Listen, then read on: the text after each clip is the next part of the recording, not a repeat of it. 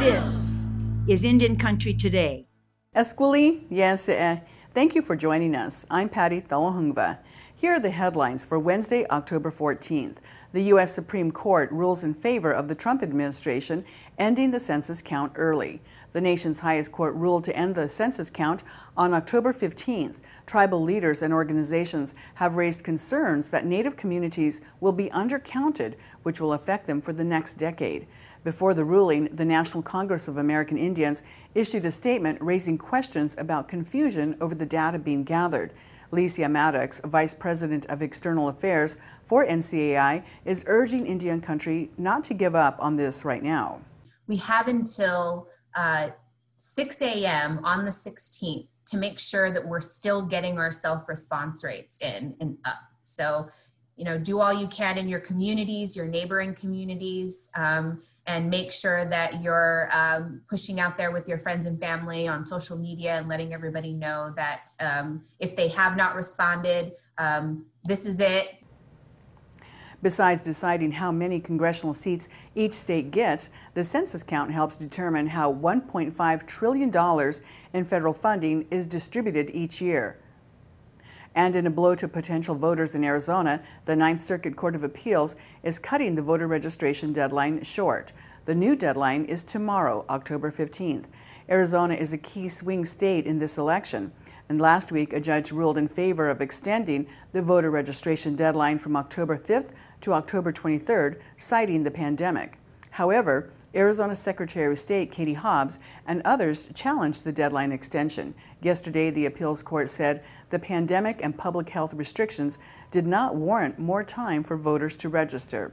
The court cited online and mail-in voter registration options, but many natives live in rural areas with slower mail service and struggle with accessing broadband. Anyone who did register between October 5th and October 15th will be able to vote. President Donald Trump's campaign is launching a coalition to reach out to his Native American supporters. Native Americans for Trump Coalition will kick off at an event tomorrow in northern Arizona. Donald Trump Jr. will host the event at the Williams Rodeo Grounds. A campaign spokeswoman said Trump has been a strong supporter of Native people. While both candidates are rallying support from Native Americans, the second presidential debate is canceled. After President Trump refused to participate in a virtual debate, the Commission on Presidential Debates canceled the event. Instead, both candidates will host competing town halls tomorrow evening. Former Vice President Joe Biden will hold a town hall in Philadelphia, and President Trump will hold his event in Miami. And in our coverage of Native Vote 20, Indian Country Today is following the races of 14 Native American candidates running for Congress from both parties. A few are incumbents running for a re-election, but most are hoping to sit in Congress for the first time, like Democrat Lynette Graybull from the Wind River Indian community in Wyoming. Graybull is running for the state's only U.S. House seat there. Wyoming is represented in the U.S. House by one at-large congressional district.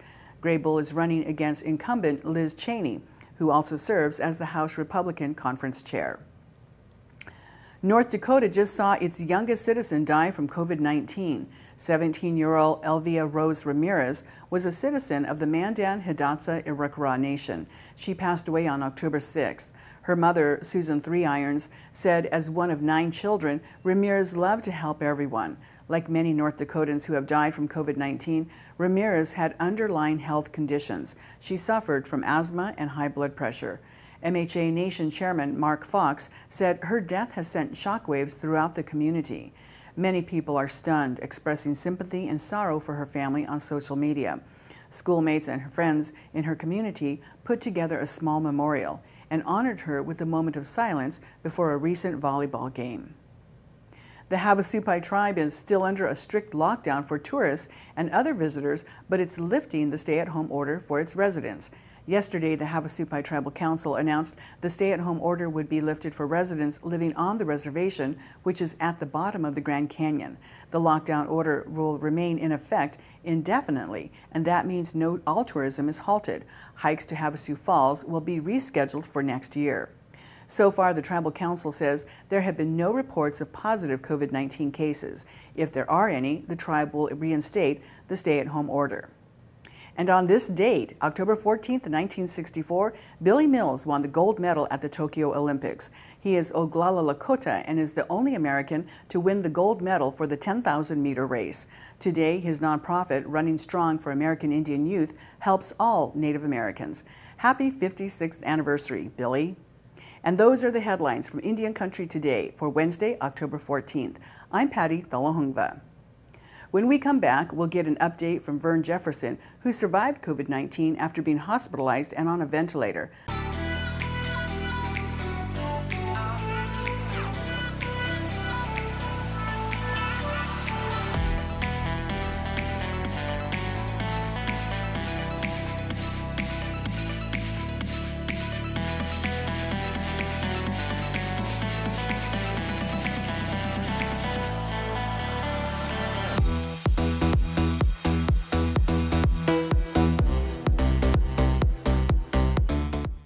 On April 16th, we first met Vern Jefferson. He had just been released from the hospital after battling COVID-19.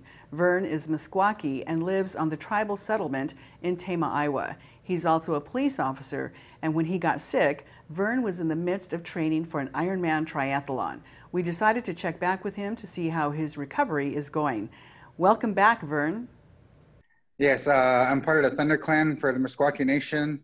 My name in Meskwaki is Gishigwa Dambanda. It means sky owner or owner of the sky. Owner of the sky. Wow, that's a very powerful name there, Vern. So how are you doing overall? How have you been feeling since we interviewed you back in April? Overall, I'm not too bad. I'm still making improvements. I still attend physical therapy. What they're doing right now is trying to work on my endurance and building up my endurance with my breathing. I was told my capillaries or my sacs in my lungs they're kind of blocked still. So I've been doing a lot of running. When I do sprints, I end up wheezing towards the end. I think that I have to really push myself to get things done and get things accomplished. So biking, running, swimming is really hard for me right now with my breathing. So it's just taken a little bit to catch up. And initially the doctor said it would take about 3 months to a year to catch up to where I was before. And it's been about maybe like 6 months now. And when we last interviewed you, you had just come home from the hospital. It was very hard to breathe. I had to take short breaths, and then the coughing would start, and I would fight so hard not to cough because the pain was so horrible. I had to take these short coughs and breathing, and I mean, there are times that I wasn't sure I was going to make it out. And you were sent home with an oxygen tank because you have a second floor at your house, and you had trouble even climbing up those stairs. Yes, I got pretty winded just walking up the stairs. I've made a lot of progress. I know one time we were trying to put a trampoline together, and I was just moving these lightweight little bars, and I just couldn't do it. I maybe helped for 20 minutes, half an hour, and I was done for the day. So that was like 10 o'clock in the morning to 10 o'clock at night. I sat around with my oxygen. But now I can, I'm planning a run this afternoon. It'll probably be 4 or 5 miles, and definitely not to where I used to be, but I'm still trying to build up my endurance and push myself to be positive and just really work to where I used to be. And I think that helps out a lot with my recovery. I was just going to ask you about that too. Mentally, how do you recover from COVID? I mean, of course, it impacts everybody in a different way. You had it really bad. How have you been able to sustain your mental health and wellness in all of this when you were so active, training for a triathlon, and then you were just flattened and couldn't do anything? Right. So when I first got it, it really brought me down. And there was a point there where I thought, wow, I need to really check on my will and make sure everything's all good there. And then I had this change in attitude of, I need to be positive, I need to work, I need to get up and move around and have this whole positive mentality. there are some people that reached out to me, and they let me know that they have COVID, and I prayers really helped out a lot. Sends a lot of positivity, a lot of energy, a lot of positive energy through asking for help from the Creator. So I tell a lot of people to remain positive and don't let that, because there's a lot of depression that goes along. There's a lot of fear that goes along with it. And understandably, with the loss of relatives and a lot of people, that it would bring you down, thinking that and having that mentality that you have it. So when they do reach out to me, I encourage them, stay strong, stay positive, drink a lot of water, get up and move around. You have to push yourself and you have to work yourself to get through it. So to push myself harder than before is really, but oh my gosh, I going for a walk or something, and I biked and ran one day, and I was so happy. I never thought I was going to be in that shape again. And I was just really, it affects people on so many different levels that with myself, it was very difficult, but I learned how to push myself. And I think I got a lot of that discipline from when I was in the Marines. So I'll hurrah simplify to my fellow brothers out there. So that's what I learned. So when they do ask, I encourage a lot of positivity, a lot of positive thoughts, and to stand up and push yourself and accomplish things. It's not easy, but just remaining positive. I think the mental aspect is important. Sure. And you said again, it affects people in different ways. Your wife also caught COVID-19 and was sick as well, but she had a different experience. Yeah, she was she had it the same time I had it when I was in a hospital in ICU. So she was at home with the boys, my 3 and 4-year-old, and she was tired. She had a headache. So she was down for about 3 days, but she still did a lot of work at home and keeping in touch with me, keeping in touch with family and friends, and letting them know what was going on with me. And then one day she just said she woke up and she felt all energetic and through it. So she had some serology testing done, and we found out that she had it at the same time. Wow, so a completely different experience in your own home there with your wife. And so how was the decision made for you to go back to work? And you are a police officer there at the Meskwaki Indian settlement. What was that process? How did you decide you were ready to go back to work? Yeah, I'm a police officer about 20 miles from here in a city called Marshalltown. So not here for the Meskwaki Nation. I kept having follow-up appointments. I kept going to physical therapy. They asked me, when do you want to be back to work? And I said 2 weeks. I want to go back in 2 weeks. We're looking at 6 to 8 weeks. But I worked on my endurance. I did a lot of cardio, a lot of core training, strength training. I get a pain right in my chest here. And on a daily basis, I probably get it towards late morning and late afternoon. And I take some medication for that to help with the pain. So it helps out a lot. And if I work really hard and do a lot of exercising, then I might be sore for the next day. So what they wanted me to do is really work on my endurance in case I would have to chase someone or, deal with someone while I'm at work. So that was their plan. And, I'm still not to where I used to be, but I think I'd still be able to do what I need to do for the time being. So it was a really tough decision for me to go back because I didn't want to put my fellow workers in danger, thinking or being worried about me with everything. So just being able to, being able to get up and lift and run and work out, I think has helped out a lot. And it's not comfortable at all. It's very uncomfortable, but to push myself through that, I think really helped out. And what about the Meskwaki Indian settlement there overall? How has COVID hit your community there? I did check for some stats this morning. There's 900 tests completed, 137 positives. Unfortunately, we had 2 deaths in a community, and we haven't had any recent cases or anything in the community here. Oh, that's good news. And and how large is the community?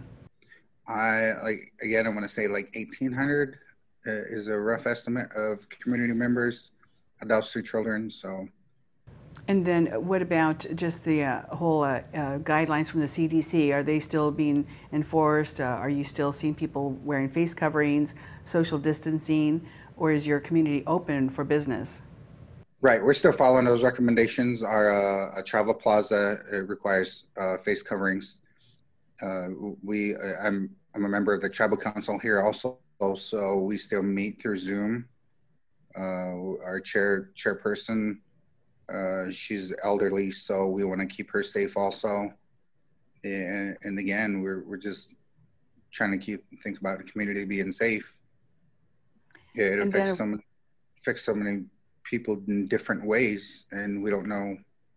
Like, I don't know why I got it so bad, and my brother had it, and he didn't have hardly anything with him. So it just depends. Like currently I have this pain right through here, so I try to stretch out and really stretch out, and sometimes that really helps out. I was told I have some kind of I don't know all the terminology to it, but some kind of fluid inside between the wall of my chest and my lungs that causes that pain. So they're trying to work it out and do a lot of stretching, a lot of exercises to kind of keep that going. What do you think is the biggest lesson you've learned having gone through COVID-19, been hospitalized for it on a ventilator, and now surviving it? The biggest lesson for me, I think, is, we have to be safe. We have to take care of each other.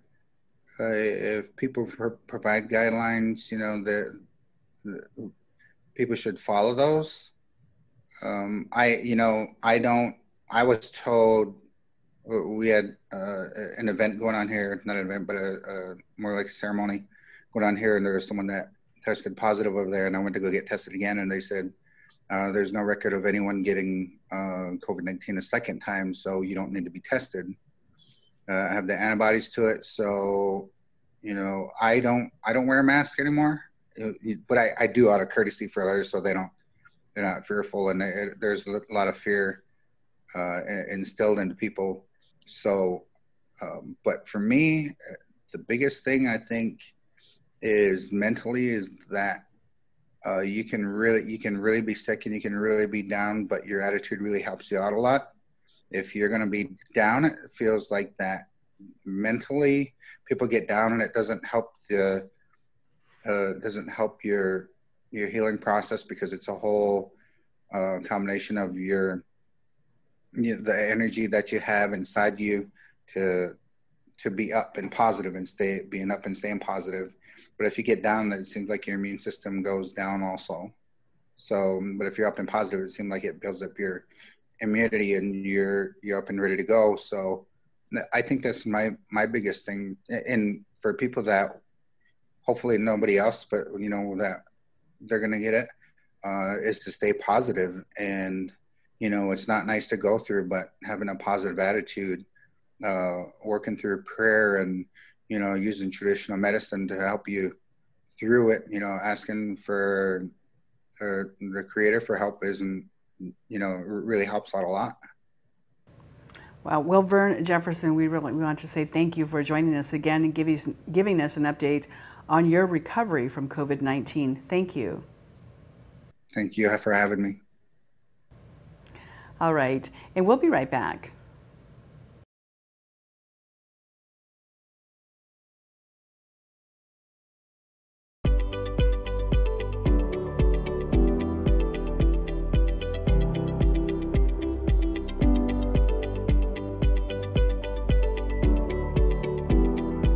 This is Indian Country Today. Welcome back. Mary Annette Pember is our national correspondent based in Cincinnati, and she's written several election stories recently, as well as looking at one aspect of Supreme Court nominee Amy Coney Barrett's legal career. Welcome, Mary Annette. Bonjour. Good to see you, Patty. Good to see you too. And it's election 2020, and you recently spoke to some voters who support President Trump. What did they tell you? I was able to find some people that are very active in social media in supporting President Trump's reelection. I found a man who is actually Salt River Pima tribe, and he runs a couple of social media sites called he calls himself the Native Conservative, and he feels pretty strongly on issues that many of the other Trump voters feel on. Common threads are sort of this mistrust and betrayal by Democratic Party and politicians, and a very high level of mistrust of the mainstream press, and the sense of estrangement, I think, from mainstream politics, and weariness with the stagnant nature of like social and economic growth in Native communities. So those are some of the issues, and they say they're supporting President Trump. Did they indicate that they had voted for him last time as well? No, and that was very interesting. Nobody did. Of course, I was really only able to speak directly with 3 people. People were a little bit nervous about being attributed, in other words, sharing their name with their opinions. All of the people that I did speak to actually voted for either Bernie Sanders last time, and they all voted for Obama. So they've all done this, 180-degree turnaround for their political support. So that was very interesting. That is interesting. We have covered, of course, President Trump's rally in New Mexico and met with a lot of voters, primarily Navajo in that area there, who were supporting President Trump. So again, looking at the voters and what they're judging their votes on, and you cite that concern about a lack of response from the Democratic Party. So it'll be interesting to see how the native vote turns out in this presidential election. Also happening this week is today is the third day for the Senate confirmation hearings for Judge Amy Coney Barrett. And while her legal background and her career is being dissected by the senators there, you focused on one issue in particular in her legal background. What was that? Yes, I took a look at the Indian Child Welfare Act, which, as you may know, is currently under review by the Fifth Circuit District Court about its constitutionality, which is very, very serious. And if it is found, it's currently being considered under a process called en banc, which is an unusual legal process in which they examine a decision that was previously made by that court, but all of the judges participate. Now, previously, that the Fifth District found that ICWA was indeed constitutional, but they've elected to review it en banc. So it's going, January will be a year since they began the hearing. So we're going quite a long time, and it's difficult to predict which way it will go. Certainly, it's very likely it would go to the Supreme Court, and that if Amy Coney Barrett is in fact confirmed, she would be, potentially finding on this very important act for Indian country. So she has a history. She has adopted 2 children from Haiti. And we thought it was at least worthwhile when we look at the way that Supreme Court nominees, both their personal lives and their legal experience, are scrutinized. I looked at this, actually a 65-page long questionnaire that they have them fill out. And actually, they do want to know if anything in their lives, either professional or personally, might potentially interfere with their judgment. So we did feel it was a valid area to explore. Absolutely. So we'll keep an eye on that as well. And finally, there are tribal elections going on. You spoke with the Oglala Sioux tribe, I believe.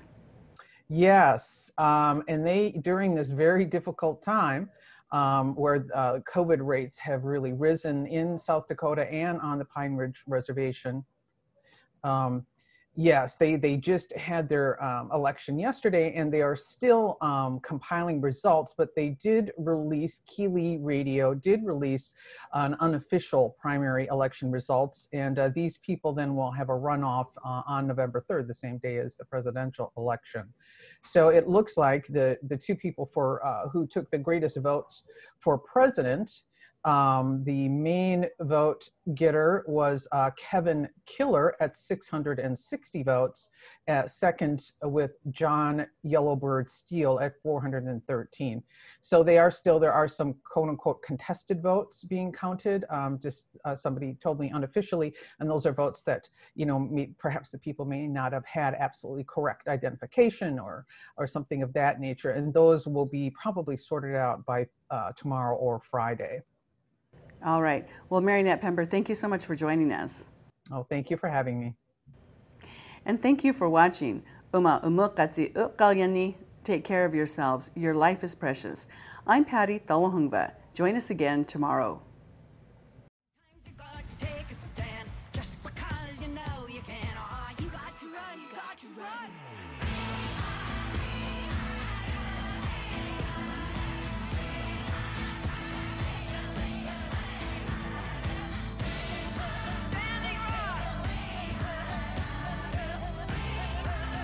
Indian Country Today is recorded at the Phoenix Indian School Visitor Center in Phoenix, Arizona.